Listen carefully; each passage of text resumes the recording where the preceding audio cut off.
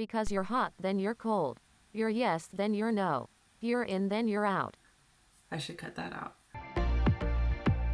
Today, let's focus on the basics.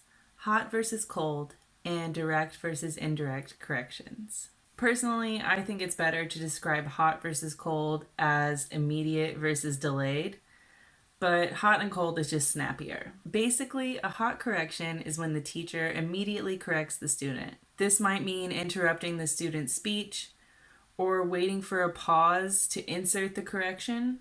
Some students want this, and some parents might expect it if you're teaching a child. There are a few ways that you could accomplish a hot correction. You could simply correct the error if you think the student does not know the correct word or form, or if their pronunciation is way off. Like if your student says on the edge of France and Spain and you just slip in the word border. That would be a hot correction. If your student says, I wasn't go to work yesterday, and you simply say, didn't go. This is a direct correction because the teacher is providing the form directly. Great explanation, Haley.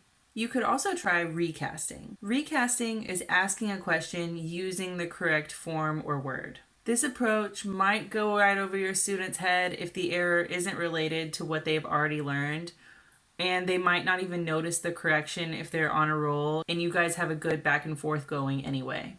For example, if your student says, my brother liked that movie, the teacher could say, oh, your brother likes that movie? Why? The student might hear the correction and will hopefully repeat the correct form in their response. He likes it because it is funny. Although the student might miss it and he might say he like it because it's funny. And if the student does miss the correction, you probably need to find another way to slip in the right form or make an attempt to catch it the next time it comes up. This one can be really hit or miss because it hinges on the student noticing a subtle correction. It is still direct because the teacher is providing the correct form, although it's in a less confrontational manner than a straight up correction. If you think your student actually knows the correct form, you could try just repeating what they've said with a quizzical expression. As in the previous example, your student says, my brother liked that movie. You could respond by asking, your brother like that movie?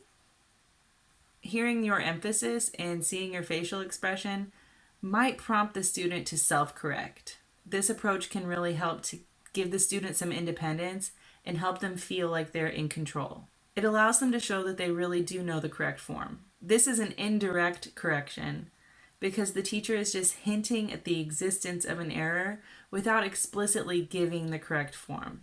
The trouble with hot corrections is that you can't see the big picture of the errors as a whole. It's important to prioritize the repeated errors that might impede communication while not overcorrecting the same thing that the student hasn't really learned yet. If your student is making a lot of mistakes with the past tense, it might be better to just let it go for now and tackle it by teaching the rules in a future lesson that's really structured and will help the student to get a grasp on how that grammar structure really works. Correcting too much all over the place will also put a damper on your students' enthusiasm for speaking, especially when they can't get through more than a few sentences without being stopped by a correction. But realistically, most online students would be very upset if the teacher just let them say the wrong thing without stepping in to help or at least signaling repeated major errors.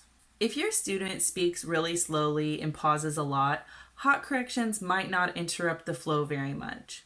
However, if your student is really on a roll, it might be better to wait until they've fully finished giving their whole answer or utterance. And that would be an example of a cold correction. It can be useful for the teacher to write down errors and go through them after the student has finished speaking, or even after an activity has been completed, or in some cases, maybe even at the end of a lesson. It is possible to give both direct and indirect cold corrections. For some students, it might be best to just send the corrections in a message after class if it's a student who is particularly anxious about being corrected or who gets really annoyed if you're bugging them about corrections. We'll talk about some other ways to approach correcting students who are really not into it in the next episode. It's very important to make sure that you and your student are on the same page about correction style. Ask the student directly about the frequency at which they'd like to be corrected and if they prefer immediate or delayed corrections. Then make sure to follow up after a few lessons. You can ask your student if they find your corrections useful. Do they want fewer corrections? Would they be open to more pronunciation corrections? Do they want a written record of all of the corrections you're giving them? As your student gets to know you and becomes more comfortable in your class, you can find a middle ground of what they feel comfortable with and what you think they need in order to improve. Do you tend to use more hot corrections or cold corrections? Are your corrections usually direct or indirect? Thanks so much for watching. Make every class your best class. Bye!